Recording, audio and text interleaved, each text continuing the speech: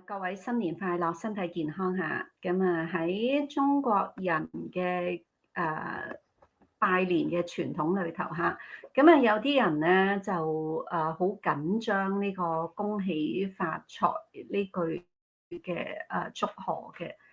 似乎嚟到講咧，即係唔講恭喜發財嘅話咧，好似好大件事嚇，會得罪好多人嚇。喺疫情期間咧，香港人咧係稍有反省嘅，明白咧身體健康似乎比起呢個恭喜發財更加重要啊！中意聽恭喜發財啊，定係中意聽身體健康啊？就都反映緊人心底裏頭嘅願望。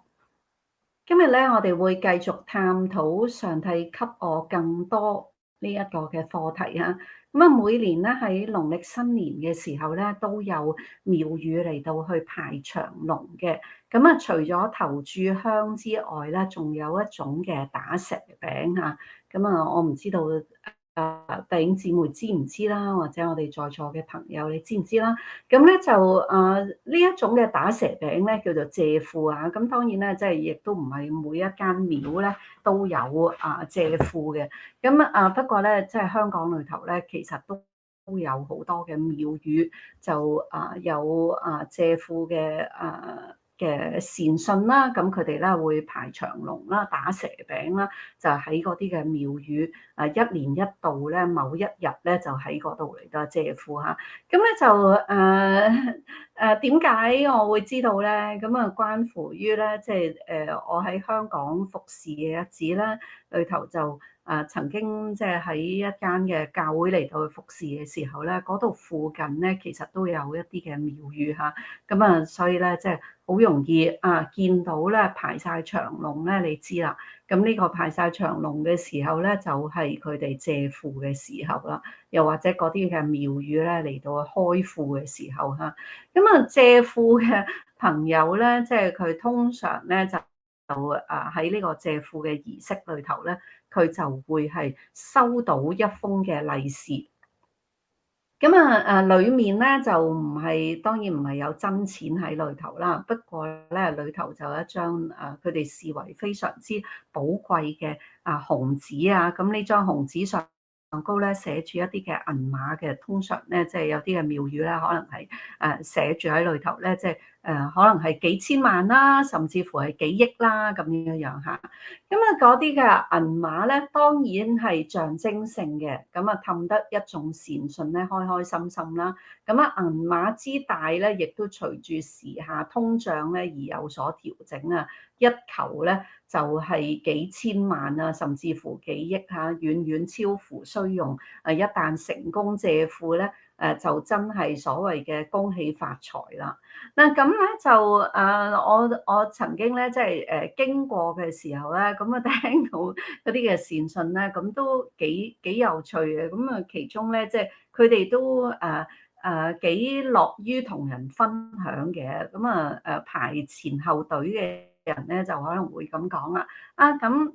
你又有冇去邊度嚟到去排隊啊？咁樣樣，我咧就尋日咧排完嗰邊啊，今日咧就排呢邊。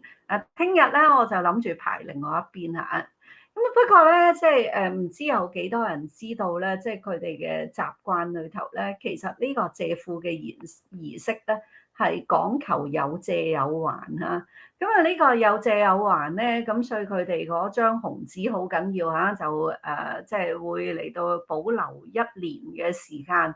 到第二年咧開庫之前咧，佢就會翻去還庫咁樣嚇。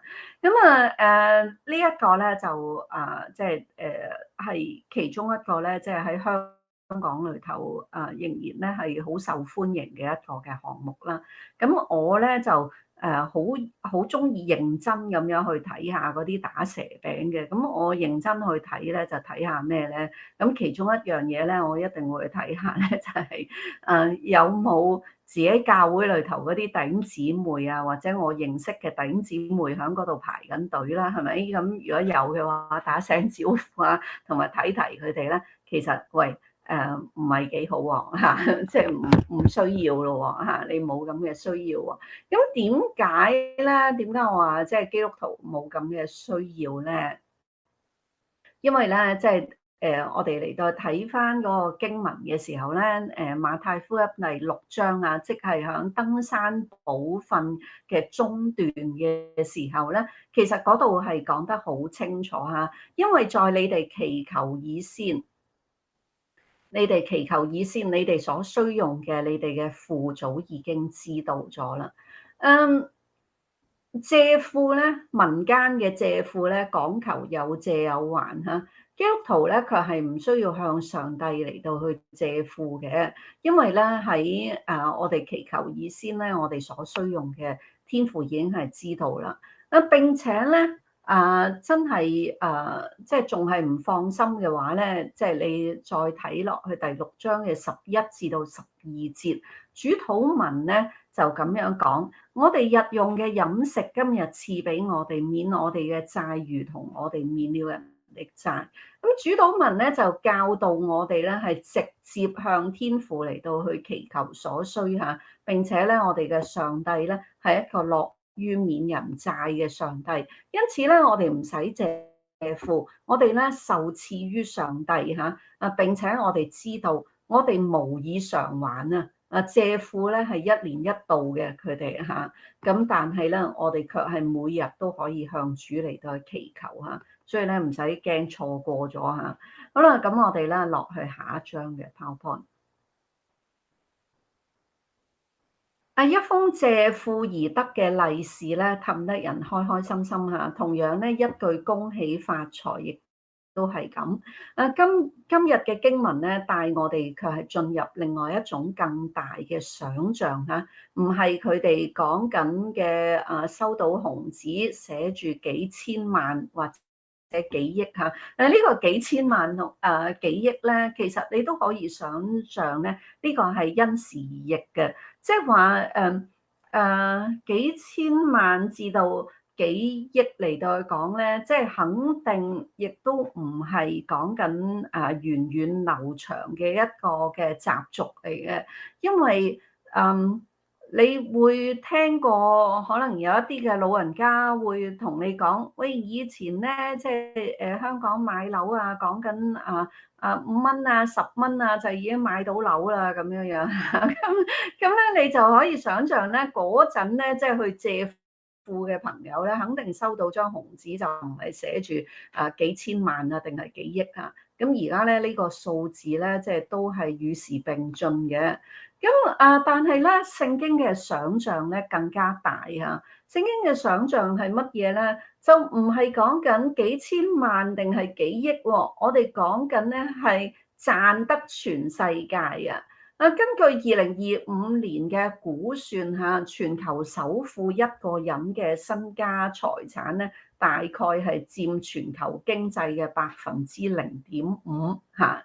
咁呢個已經係好犀利嘅數字啦，0.5%。咁但係馬太福音16章26節咧，帶我哋進入更加大嘅想像，就係賺得全世界嚇。咁讓我哋咧嚟到去睇下呢一節嘅經文。人若賺得全世界，賠上自己嘅生命，有什麼益處呢？人還拿什麼換生命呢？嗱，呢一句嘅説話咧，你見到我中英對照啊，咁係咪英譯本咧有啲乜嘢特別之處咧？咁咧就通常咧我寫得一個譯本出嚟咧，佢都係有一啲特別之處嚇，但係今日呢個嘅特別之處同往常唔一樣。除咗咧喺呢度你見到生命呢個字喺英譯本裏頭咧，即係佢用咗靈魂嚇，用咗呢個 soul 呢個字嚇。之外咧，其實並冇一啲好特別嘅地方。不過咧，即係呢個對大家嚟到去講咧，可能係覺得即係擺埋個英文，其實亦都無助於我哋增加對呢段經文嘅理解嚇。基本上咧點解咧？因為呢段嘅經文咧，其實係好啲顯淺易明嘅。但係中英並排咧，就對我嚟到去講係好似時光機，帶我咧穿越到去中二、中三時期嘅我。當時咧我坐響一個窄小嘅課室嚇，咁英文補習班嘅老師咧就將聖經金句中英對照咁樣嚟到去教導我哋一班嘅同學。嗰時嘅我咧仲未嚟到認識基督教嘅信仰嚇，咁我屋企裏頭咧即係冇人信基督教啦，咁我亦都唔係讀基督教學校嘅，無論小學、中學都唔係啊，咁反而咧係居然去到一個英文補習社裏頭咧，老師咧即係除咗平日嚟到教我哋英文之外咧，咁佢好中意響每堂裏頭咧都抽少少時間，就會攞一啲嘅金句咧，就中英對照去教下我哋。對我嚟到講咧，呢個中英並排嘅呢一節嘅經文，人若賺得全世界，賠上自己嘅生命，有什麼益處呢？人還能拿什麼換生命呢？呢句嘅金句響當時牽走咗我嘅魂魄。我記得咧，我聽完呢一句嘅金句啦。咁咧就到夜晚返屋企同屋企人食晚飯嘅時候，我亦都忍唔住同我嘅屋企人嚟到分享呢一節嘅金句嚇，唔需要刻意背誦就記到今日。呢個係所以如果即係講緊傳教嚇，如果咧即係同人哋講聖經係一種傳教嘅活動嘅話咧。咁我嘅傳教嘅活動，比起我嘅信主係更加早期啊！嚇，我都仲未信主啊，即係喺嗰個時候咧，我就已經會同屋企人嚟同佢講金句。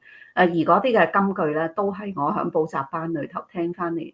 不過喺好多唔同嘅金句裏頭咧，呢節金句係特別嘅。呢節嘅金句咧，其實係由兩個嘅反問句嚟到組成啦。第一個問題係關乎獲利嘅問題嚇，人若賺得全世界，賠上自己嘅生命，有什麼益處咧？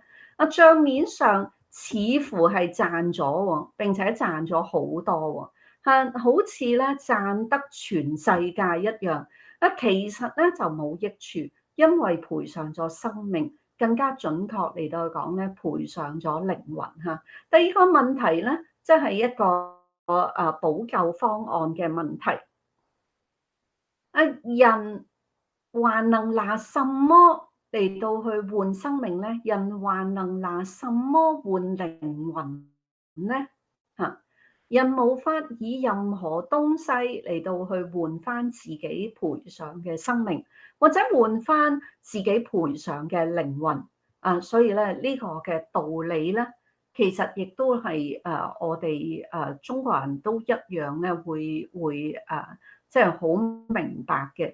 所以咧有時咧我哋會話某一啲人咧，佢喺度出賣緊自己嘅靈魂，係咪？即係嗰個出賣緊自己嘅靈魂，似乎可能係一個嘅商家啦，嚇，係咪？一個咧即係唔係好正路嘅商家啦，又或者咧係一個咧唔係好正路嘅政客啦，係咪？佢哋嘅某啲嘅舉動，讓人咧嚟到詫異，佢似乎係喺度出賣緊佢嘅靈魂。呢節嘅經文。其實咧，早喺詩篇49篇第7節嗰度咧，其實已經有呢個嘅概念嚇，人咧係冇辦法嚟到去用任何嘅東西咧嚟到去換翻自己賠上咗嘅生命或者靈魂嚇。詩篇49篇嘅第7至到第9節係咁講嚇，沒有一個能贖自己弟兄，能將贖價給上帝，讓他長遠活着，不見地苦，因為贖生命的價值極貴，只可永遠罷休。因此咧，我哋嘅禱告同民間嘅一般嘅信仰啊，或者入廟拜神嘅人啦，即係有啲唔同嘅地方咧，就係我哋嘅禱告咧，當然啦，即係唔知會唔會講中咗某啲嘅弟兄姊妹嘅一啲嘅做法嚇。有時好得意嘅，即係喺祈禱裏頭咧，亦都有時會有一啲嘅偏差嘅想像嘅。嗰種偏差嘅想像係乜嘢咧？入廟拜神嘅人咧，又或者咧，即係一般嘅民間信仰咧，即係佢可能會講緊一樣嘢，就話其中一個咧，即係好關鍵嘅時刻嚇，可能咧，即係例如面對身邊一個自己好深愛嘅人啦，咁佢可能折磨喺病床裏頭啦，又或者咧，即係生命上高你見到佢出現一種嘅危難，咁咧就你會發覺咧，即係喺中國傳統嘅民間嘅信仰裏頭咧，好中意其中一樣嘢咧，就係祈禱咧，佢哋會嚟到去求神咧，就係即係例如節我陽壽啦，即係嚟到延長某個人嘅生命啦嚇。咁呢種嘅做法嚇，希望基督徒我哋明白咧，即係我哋唔會咁樣嚟到做嚇。即係個意思咧，係冇得交換啊，冇得交換。本身嚟到講咧，生命係極其嘅寶貴嚇。本身就係神嘅賞賜，並唔係咧我哋可以拎翻個生命嚟到去與上帝嚟到討價還價啦。又或者咧，即係我哋亦都冇辦法拎我哋任何嘅嘢咧，即係嚟到同上帝嚟到討價還價。嗱，我而家咧，即係我會俾啲乜嘢，然之後咧，上帝你咧就幫我乜嘢嘅事情啦，呢一類嚇。咁我哋冇嘅。好啦，我哋落去下一章。呢一句嘅人若賺得全世界，喺馬太福音嘅筆下咧，其實並唔係一個嘅偶然嚇，喺編排上高咧，其實係一個好精心嘅編排嚟嘅。咁我哋會見到咧，實質上咧，成個馬太福音嘅框架咧，可以咁講係睇到從兩節經文嘅相似嚟到睇得出嘅。咁喺馬太福音嘅4章17節嗰度講到，從那時候耶穌開始宣講說：你哋要悔改，因為天國近了。咁咧喺16章嘅21節嚇，即係今日我哋選讀嘅經文嘅第一句嘅經文咧，裏頭就講：從那時候耶穌開始向門徒明説，他必須上耶路撒冷去，受長老祭司長和文士許多的苦，並且被殺，第3天復活。咁如果咧，即係你係即係嚟到去手頭上係睇緊和合本修訂版啦，或者和合本咧，你好容易錯過咗呢兩節嘅經文嘅。咁因為咧佢哋響翻譯嘅過程裏頭咧，並冇將佢哋翻譯到一模一樣嚇。咁但係事實上咧，呢兩節經文咧嗰個開始咧係一模一樣嘅。佢提到咧，從那時候耶穌開始，從那時候耶穌開始。嗱，呢個嘅兩句相同、完全相同嘅句式嚇，從那時候耶穌開始咧，標誌住耶穌嘅人生轉向。由馬太福音嘅4章17節，呢個從那時候耶穌開始宣講說，你哋要悔改，因為天國近了，係標誌住耶穌咧開始去呢個加利利嗰度嚟到傳道嚇。咁至於16章21節咧，從那時候耶穌開始向門徒明説咧，呢度講緊耶穌必須上耶路撒冷，係耶穌咧定義去耶路撒冷呢個嘅地方，所以咧係佢人生嘅轉向，進入緊加利利嘅服侍，亦都咧即係後期進入呢個耶路撒冷嘅服侍。喺乜嘢嘅時候咧？所以呢個從那時候，究竟嗰個時候係一個咩嘅時候咧？喺我哋人生裏頭咧，弟兄姊妹，我唔知道你有冇留意到咧，我哋其實都有一啲 critical moments 嘅。有啲人咧覺得 critical moments 咧，可能就係生日啦、結婚紀念日啦、拍拖紀念日啦、周歲紀念啦、百日宴啦，諸如此類嘅東西嚇。但係咧，喺我嘅人生裏頭咧，呢啲都唔係好重要嚇。更加重要嘅，從那時候起，其實呢個從那時候開始嚇，從那時候開始，其實就係某一啲關鍵嘅時刻，上帝點樣介入我嘅生命，然之後咧，即係喺嗰個嘅時刻咧，我嘅人生嘅腳步咧就嚟到被扭轉。嗯，我自己回望返，我好感恩咧，係人若賺得全世界呢句嘅説話，唔係響我而家呢個年紀先至聽到。我好感恩嘅係我聽呢一句嘅金句嘅時候，係響我中二、中三嘅日子嚇，呢個還係好年輕嘅日子嚇。咁呢個嘅日子咧，讓我嚟到去明白到嚇，即係當香港人咧，即係嗰個時候都係香港人咧最叻賺錢嘅時候。咁亦都係啦，即係我哋亦都會好快諗到點樣去賺錢嘅時候嚇。咁喺人生裏頭咧，即係你選擇究竟係啲乜嘢咧？喺嗰一刻裏頭，誒。好似一種就已經進入咗一種止蝕嘅狀態啊！即係我會形容好似進入咗一種止蝕嘅狀態。講緊嘅係啲乜嘢咧？就係講緊中二、中三一個還係好年輕，還未嚟到去思考究竟人生裏頭，我讀完書之後究竟我會做乜嘢嘅工作啦嚇。我知道由我自己做過嘅一啲，以前我哋有即係呢啲童工啊，即係呢啲暑期工裏頭咧，即係例如我哋做過一啲嘅工廠啦，咁我哋會知道咧，即係其中一樣嘢咧叫做多勞多得啦。我哋咧亦都知道咧，即係呢個世界裏頭咧，亦都有啲人咧係會嚟到去揾快錢啦。咁香港咧，即係被形容為遍地黃金嘅嚇，係咪？咁但係喺嗰個嘅時候咧，就已經決定咗人生嘅其中一個嘅方向，係我對賺錢冇乜興趣嚇，我對賺錢冇乜興趣。咁呢個對賺錢冇乜興趣，係因為呢一節嘅經文嚇，人若賺得全世界，咁又點咧？嚇，俾你賺盡咗，咁又點咧？係咪？喺唔同嘅關鍵嘅時刻，上帝改變人嘅腳步，人生轉向。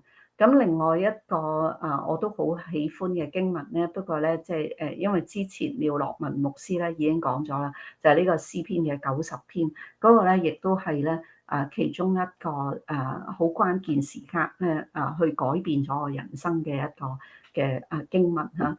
我回望翻咧，讀聖經其實都睇翻轉頭，其實都讀得幾認真。讀得幾認真嘅意思係，當我讀咗一段我覺得好有意義嘅經文嘅時候，咁嗰段經文，我會問嗰段經文究竟同我有咩關係啦？我會問嗰段經文究竟提醒緊我啲乜嘢啦？而我嘅人生亦都因為咁樣咧出現咗唔同嘅改變。下一張唔該。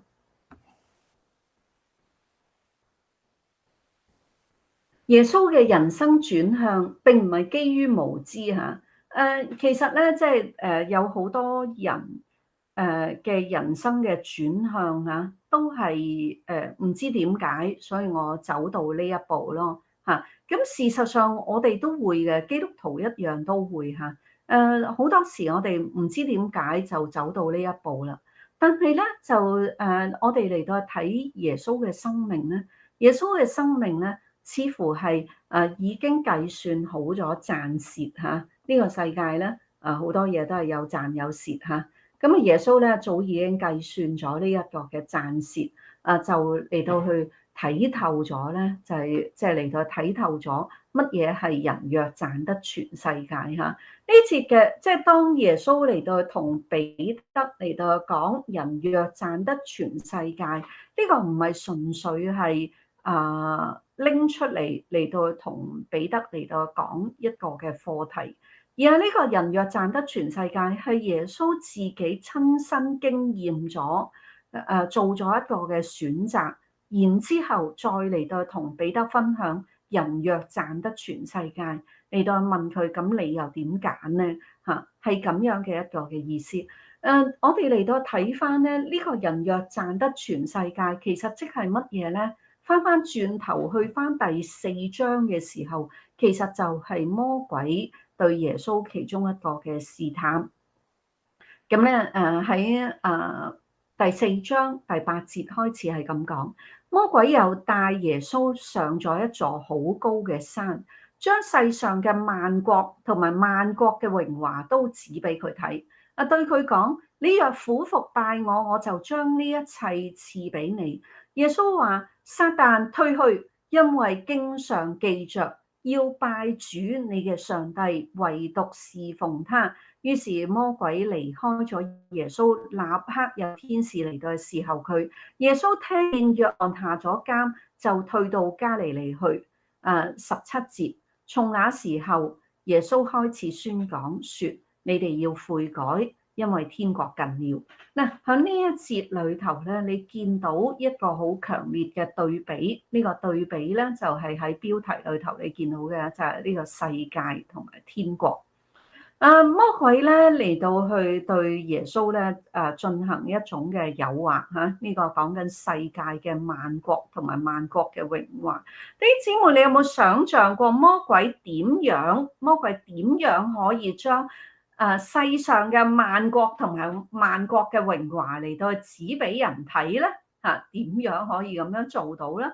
呢個咧即係如果我哋睇返即係當時嗰個嘅環境嘅話咧，呢個好可能係講緊咧，即係關乎到咧大希律嘅建築嚟嘅。因為咧喺大希律即係耶穌出生嘅時期，呢一位嘅大希律咧，呢個皇帝咧，佢就將好多羅馬嘅建築嘅技巧咧，就應用咗響耶路撒冷裏頭。佢將事實上咧唔單止耶路撒冷啊，亦都係佢管治嘅唔同嘅地方裏頭咧，佢都用咗好多羅馬嘅建築喺當中。咁喺裏頭，所以咧上咗座山裏頭，然之後讓耶穌嚟到去望落去嘅時候，見到咧，彷彿羅馬就呈現喺自己嘅面前嚇，呢個世上嘅萬國同埋萬國嘅榮華。嗱，呢個咧係當時嘅即係當時嘅世界，亦都係咧即係當時嘅權力嘅核心。呢個嘅羅馬嘅帝國，事實上咧，羅馬當日嚟到講嗰個嘅發展非常之順利。而嗰個嘅順利或者快速，甚至乎咧，經常有人嚟到報喜訊嚇，所謂報福音嚇。呢個嘅福音咧，就係講緊羅馬嘅版圖又再擴充啦，因為咧又是打勝仗啦。呢個咧就係當時嘅感覺，似乎咧即係呢個嘅羅馬咧係將會成為一個世界嘅國度嚇，世界級嘅國度，並且咧係千秋萬載嚇，將世界嘅萬國同埋萬國嘅榮華嚟到指俾佢睇。咁但係與此同時咧，喺呢個世界嘅萬國同埋萬國嘅榮華，有人比起耶穌更加早嚟到去選擇咗嚟到去放棄下。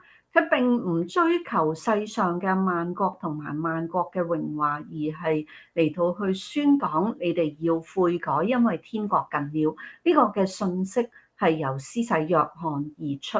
施洗約翰比起耶穌更加早嚟到去傳講，你哋要悔改，因為天國近了。不過咧，即係喺佢嘅宣講以後，其實約翰咧亦都係嚟到去面臨佢人生嘅一個嘅危機。4章12節，耶穌喺聽完即係喺勝過魔鬼嘅試探以後，又聽見呢一個嘅約翰下咗監，佢選擇嘅係開始咗佢人生嘅方向，係走上一個咧佢明知道係有危險，但係佢決定嚟到去踏上嘅人生嘅路程，嚟到去宣講你哋要悔改，因為天國近了。魔鬼嘅試探咧，正係嚟到去正係嚟到講到咧，人可以用其一生咧嚟到去追逐世界嘅榮華嚇，但係耶穌咧卻係選擇咗實現天國。即使要賠上生命嚇，好似呢個約翰係有一個嘅危難喺當中。事實上賺取世界固然有代價，實現天國同樣有代價。前車可鑑，施洗約翰選擇唔依附權貴，付上咗下監嘅代價。並且咧，聖經裏頭嚟到去喺後文嚟到話俾我哋聽，最終咧佢死喺分封王嘅嬉鬧之中嘅一諾千金嚇。咁呢一類嘅喺皇帝嘅一場嘅嬉鬧裏頭嚟到犧牲嘅忠臣咧，呢種嘅故事咧喺中國嘅歷史裏頭咧係非常之多嚇。我哋落去下一章。耶穌到咗凱撒利亞腓立比嘅境內。呢個凱撒利亞腓立比嘅境內咧，凱撒利亞就係講緊，其實實質上咧就係嚟到紀念呢個凱撒嚇，嚟到特別咧，即係呢個所謂凱撒利亞腓立比嚇，即係當你嚟到去讀聖經嘅時候咧，你如果極讀到有一啲嘅地名。咁嗰啲嘅地名咧，係反映緊某啲嘅君王嘅名字咧。呢一類嘅地名咧，通常唔係純粹冠名咁簡單嚇，即係好似你經過唔同嘅地方，特別係一啲嘅教育機構啦，無論大學啦、中學、小學咁樣，就唔係講緊咧你見到嗰種冠名文化咁簡單喎嚇。即係喺冠名文化裏頭咧。即係如果我哋講緊我哋嘅大中小學嚇嗰種嘅冠名文化咧，就係講緊某某捐咗錢，咁跟住咧，然之後就冠名就喺嗰間嘅學府裏頭。咁但係咧，即係好似聖經裏頭呢一類嘅地名咧，你再睇下，其實佢就係通常咧佢會有一連串嘅工程。咁一連串嘅工程咧，往往咧都係嗰一啲嘅附庸皇帝嚇，佢就係為咗嚟到去討好羅馬嘅帝王嘅緣故咧，佢就嚟到去響嗰個城市咧，就係做咗好多基建項目啦嚇。咁嗰啲嘅基建項目咧，就通常就用翻羅馬嘅規格嚟到做。咁包括咧裏頭咧有好多唔同嘅娛樂場所啦。咁嗰啲嘅娛樂場所咧，例如你會好熟悉嘅，例如呢啲鬥獸場啊，又或者咧即係其他嘅一啲嘅浴池啊嚇，好多唔同嘅戲院啊呢啲等等嚇。咁咧就其實佢係劇場啊呢啲等等。咁佢係咧即係一路咧嚟到改造呢個城市，進行咗呢啲所謂嘅基建嘅項目之後咧，就係要迎接羅馬嘅帝王咧，即係佢嚟到訪啊。咁呢個咧即係一種咧，即係當地嘅一種嘅附庸皇帝咧，佢哋就嚟到去攀附緊嗰個嘅中央嘅集權嚇，就嚟到去攀附。咁凱撒利亞腓立比咧，所以咧即係當佢叫做凱撒利亞腓立比咧，佢就唔純粹係一種冠名，而喺當中咧，你會想像到咧，其實佢就已經有好多好多嘅基建項目係好有羅馬嘅特色。係讓到咧即係呢個嘅羅馬嘅君王，如果佢要嚟到呢個城市呢個境內嘅時候咧，就係有種賓至如歸嘅感覺嚇。咁呢個所以咧即係話呢個凱撒利亞腓立比咧，其實亦都係其中一種嘅即係所謂魔鬼向人嚟到可以顯示嘅一種嘅世上嘅萬國或者萬國嘅榮華嚇。所以咧佢咧係代表住羅馬，亦都咧係代表住全世界。與此相對嘅係28節嗰度講到。我實在告訴你們，站在這裡嘅有人在沒經歷死亡以前，必定看見人子來到他的國裡。呢個他的國裡屬於人子嘅國度，屬於咧天國嘅國度，屬於咧與呢個世界係不兩立嘅國度。喺進入耶路撒冷以先，耶穌一再嚟到思考世界同埋天國。耶穌斥責彼得：撒旦退我後邊去，因為你係我嘅絆腳石嚇，或者你係絆倒我嘅，你係絆我腳嘅。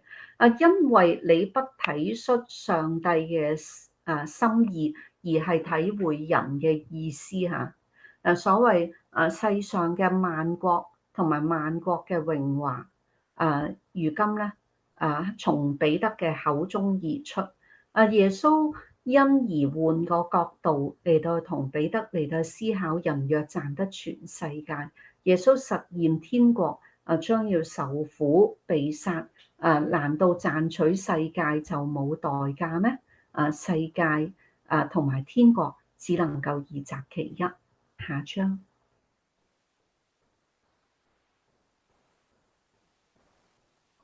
我哋嚟到睇最後一段嘅經文嚇。馬太福音16章24到28節。於是耶穌對門徒嚟到講：若有人要跟從我，就當捨己，背起自己嘅十字架嚟到跟從我。因為凡要救自己生命嘅，要喪失生命；凡為我喪失生命嘅，要得着生命。人若賺得全世界，賠上自己嘅生命，有什麼益處呢？人還能拿什麼換生命呢？人只要在他父的榮耀裡，與他的眾使者一起來臨，那時候他要照各人的行為報人。我實在告訴你們，站在這裡嘅有人在沒經歷死亡以前，必定看見人子來到他的國裡。嗱，呢句嘅經文講到即係呢一段嘅經文嚇。就正正咧，就係人若賺得全世界，即係26節嘅上下文嚟嘅。咁咧就往往咧，即係我哋背金句嘅時候咧，都會抽空咗一節嘅經文嚇。咁有好，亦都有唔好啦嚇。好嘅就係當然你容易背誦，亦都容易記得啦。咁唔好嘅地方咧，就係我哋冇咗嗰個上下文嘅時候咧，好容易咧就從自己嘅各方面咧嚟到去推想嚇。人若賺得全世界，驟眼嚟到睇嚟咧，似乎係點樣唔賠上生命嚇？即係如果我哋抽空呢個26節嚟到去睇嘅話咧，人若賺得全世界，賠上自己嘅生命，有咩益處咧嚇？咁咧就因為佢講到如果賺得全世界要付上嘅代價係自己嘅生命嘅話咧，咁呢樣嘢其實都冇乜益處啫，就等於咧即係有時我哋用一個比較容易啲思考嘅方向，就等於可能有啲人咧佢賺咗好多錢嚇，又或者咧佢一生咧佢好努力嚟到工作。咁呢個亦都係咧，即係好多香港人嘅寫照嚟嘅，就係一生裏頭咧好勤力嘅嚟到工作啦，可能咧即係都係為咗自己嘅晚年咧，即係嚟到去有一種嘅籌謀喺當中嚇，咁未雨綢繆係咪？咁所以咧一直以嚟都好努力，咁晚年係咪一定就享清福咧嚇？晚年咧仍然好多嘅突變嚇。有一啲人咧，即係好可能喺退休之後就發現健康出現咗問題嚇。咁呢個就係最簡單嘅理解啦，係咪？人若賺得全世界，賠上自己嘅生命嚇。咁甚至乎咧，有一啲人咧，亦都發覺健康出問題咧，可能係積勞成疾嘅嚇。一生裏頭咧，你嘅勤力啦，好多嘅勞苦啦，可能傷害緊眼睛啦，可能傷害緊膝頭啦，傷害緊腰骨啦。咁唔同嘅層次都有嚇。咁嗰一啲咧，都係咧，即係當賺全世界嘅時候，或者咧，即係去人生裏頭咧，都唔好講賺全世界啦，賺到嗰些微嘅時候咧，就賠上咗自己生命或者健康。但觀乎呢一個嘅26節嘅上下文咧，其實並唔係我哋可以選擇咧，究竟我哋賠唔賠上嗰個嘅生命啊？係咪我哋可以慳住用嘅咧？呢個生命係咪我哋可以揀唔賠上個生命咧？而係咧，即係喺當中咧，呢段經文係見證緊咧，生命係始終都係流逝嘅。終究咧係一種點樣嘅流逝咧？係賠上生命啊，定係咧背上十字架背起自己嘅十字架？喺上帝嘅眼中，一種善用嘅生命咧，賺錢究竟係乜嘢嘅一回事咧？呢一個嘅恭喜發財係咪啊？恭喜發財本身嚟到講咧，即係一種好有橫財嘅意味嚇，即係有時都會去諗當你正正常常做一份嘅工作，當你正正常常冇仍然循規蹈矩冇乜特別嘅時候，你何來會發財咧？係咪？喺我自己嘅人生裏頭，賺錢呢個課題，我頭先都同大家嚟到分享過啦。好早呢一節嘅經文喺我中二、中三嘅時候出現咗嚇，人若賺得全世界，所以咧其實我冇乜心去賺錢。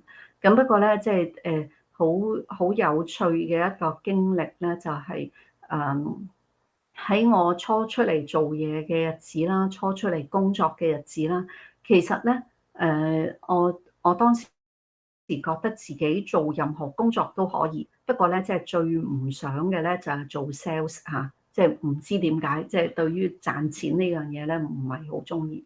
不過咧即係上帝似乎幽我一默，咁喺我做嘢嘅過程裏頭咧，輾轉咧就被轉咗去呢一個嘅 marketing 嘅部門嚇，呢個咁咧你就去幫公司嚟到揾客啦，咁咧就嚟到去我哋公司係有花紅分嘅，所以咧即係你揾得多客你嘅銷量係好嘅時候咧，咁你就可以咧即係有好多嘅花紅係可以嚟到分啦，係咪？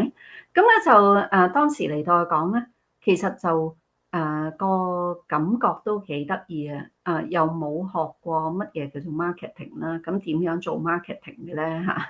咁不過咧，即係係一個好特別嘅經驗響呢個呢個老闆開口嚟到同我講轉過去 marketing 呢個部門之前嗰一晚嚇，就係之前一晚啫，夜晚裏頭咧發咗一個夢。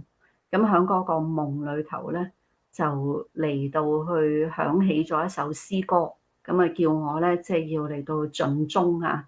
喺度即係唱咗一首詩歌，就成個人係嚇醒咗嘅，嚇醒咗咧跪喺上帝嘅面前盡忠啲乜嘢嘢咧咁樣樣。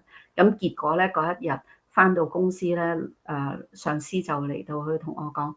我哋決定咗咧，就將你咧就調去 marketing 嘅部門啦，咁樣樣。咁我唔知道究竟啲上司啦，又或者公司究竟係點樣睇下？我呢個人似 marketing 咩？點解會調去嗰度？我唔知嚇。咁但係咧，喺嗰一年即係調到過去嘅時候，其實適逢咧就係香港經濟麻麻地嘅日子嚇，就係經濟比較差嘅日子。咁喺經濟比較差嘅日子咧，但係我無意之中咧，即係揾咗好多客嚇。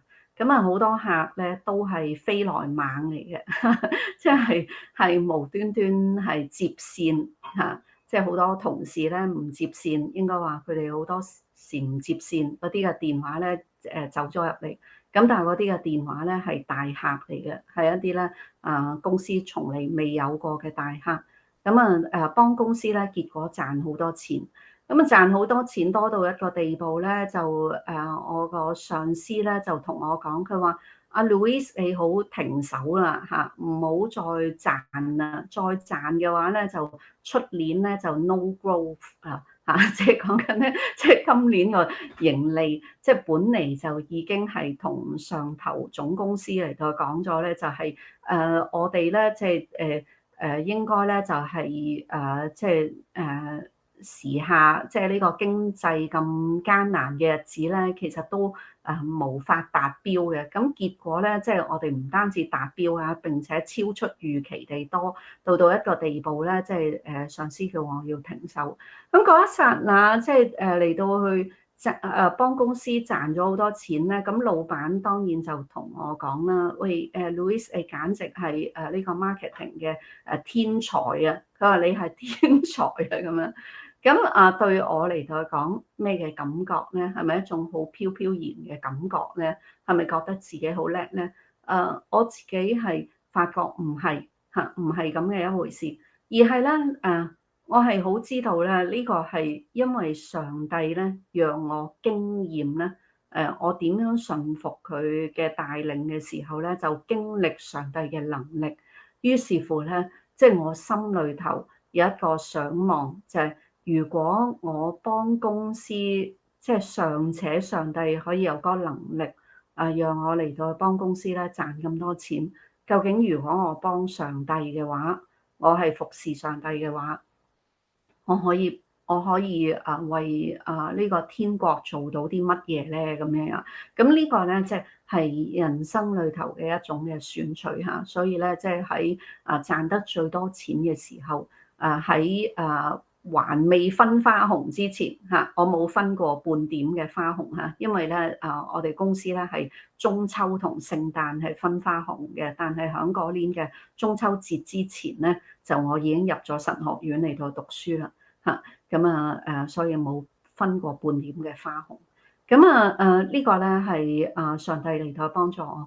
咁當然咧，即係另外一段經文咧，即係喺我哋今日呢一個講緊上帝給我更多嘅系列裏頭咧，廖樂文牧師咧，即係嚟到去講到呢個詩篇90篇嚇，呢篇嘅經文咧，亦都對我嘅人生咧產生咗好重要嘅迴響嚇，咁亦都係扭轉我人生嘅腳步嘅。咁其中咧提到咧，即係人咧，即係一般嚟到講咧係70歲嚇，咁但係咧即係若是長久咧，即係可以到80嚇。咁當時咧即係喺我讀完之後咧，我心裏頭就做一個計算，70、80、70、80，咁即係平均大概75啦。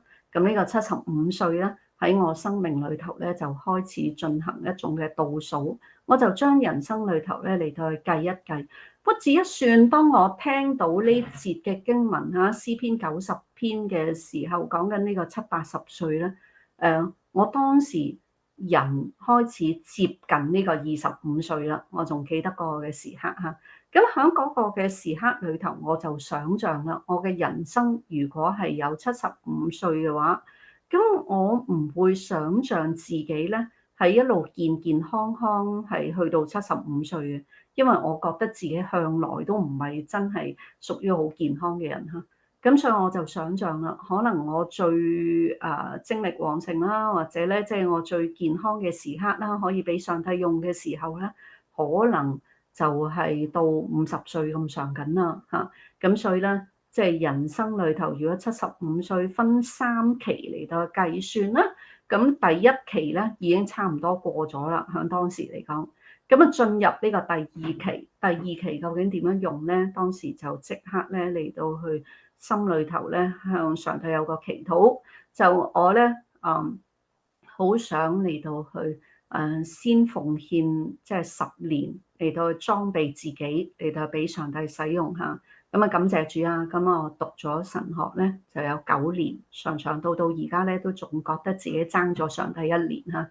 咁但係咧喺呢個嘅日子裏頭嚟到去裝備自己啦嚇讀神學嘅時候唔知自己究竟會做乜，完全唔知嚇。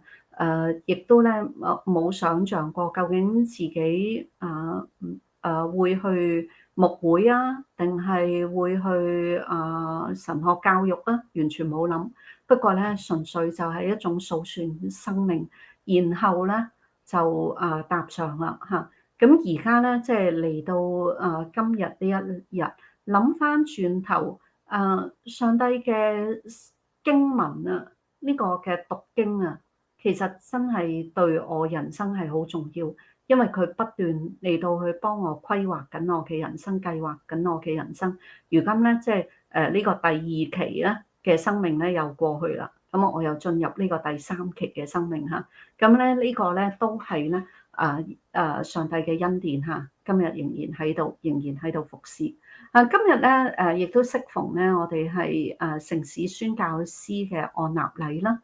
咁咧就好有意思嚇。咁我喺度諗下，即係好似小泉咁樣，藉住床邊嘅探訪咧，其實佢睇住好多嘅生命嘅流逝，走到最尾一刻，佢幫佢哋咧把握住最後嘅時刻咧，嚟到認識耶穌嚇，認識呢個好似人賠上生命總係一個咧，即係無法扭轉嘅一個嘅事實。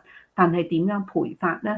係咪可以賠得更加有意義咧？係咪一種背上十架嘅生命咧？可唔可以係咁樣咧？對我嚟到去講讀經認真追求，亦都咧即係讓人咧可以喺人生嘅轉向關鍵嘅時刻，好像耶穌一樣咧嚟到扭轉腳步，嚟到走向上帝嘅心意當中。同樣地咧，呢一個嘅我相信嚇，即係今日其實對小泉嚟到講咧，都係意義重大嘅一日嚇。咁啊，將呢個人若賺得全世界咧，嚟到去同小泉嚟到特別分享。咁咧，我想翻去頭先嗰張嘅 PowerPoint，我哋嚟到睇最後嘅27、28節。27、28節，人只要在他父的榮耀裏與他的眾使者一起來臨，那時候他要照各人的行為報應各人。我實在告訴你哋，站在這裏嘅有人沒經歷死亡以前，必定看見人子到他的國裏。驟眼嚟到去睇咧，呢一節嘅經文咧，似乎咧最 eye-catching 嚇，最讓人嚟到去留意得到咧，就係報應嚇，照各人嘅行為嚟到報應。不過咧更加緊要咧，其實係我哋冇留意到咧，就係呢個人只要在他父的榮耀裏與他的眾使者一起來臨。呢個人只要在他父的榮耀裏與他的眾使者一起來臨咧，其實咧就係馬太福音一開始耶穌嘅另外一個名字以馬內利，就係講緊神與人同在。所以咧喺呢度嚟到講講緊嘅其實更多咧唔係一種懲罰式嘅報應嚇，而係講緊咧耶穌佢係講緊會與人嚟到同在，就好似咧即係去到馬太福音最後尾第28章一樣，就係上帝會嚟到去與人嚟到同在呢一個嘅直到世界嘅末了嚇。咁今日咧即係感謝主嚇，即係小泉嚟到回應住上帝對佢嘅呼召啦，嚟到去願意嚟到去將佢自己人生裏頭一個好重要嘅價值，我知道佢不嬲都嚟到去咁樣做。不過咧嚟到今日嘅時候咧，佢願意喺眾人面前嚟到見證，就係佢願意繼續嘅嚟到係喺床邊裏頭咧有更多更重要嘅服侍願意咧嚟到去幫助人咧喺人生裏頭咧找到個嘅方向，願意主咧都嚟到去激勵佢，讓佢知道咧呢條路唔係佢自己一個行，而係咧上帝必與佢同在。我哋今日嘅講道到呢度。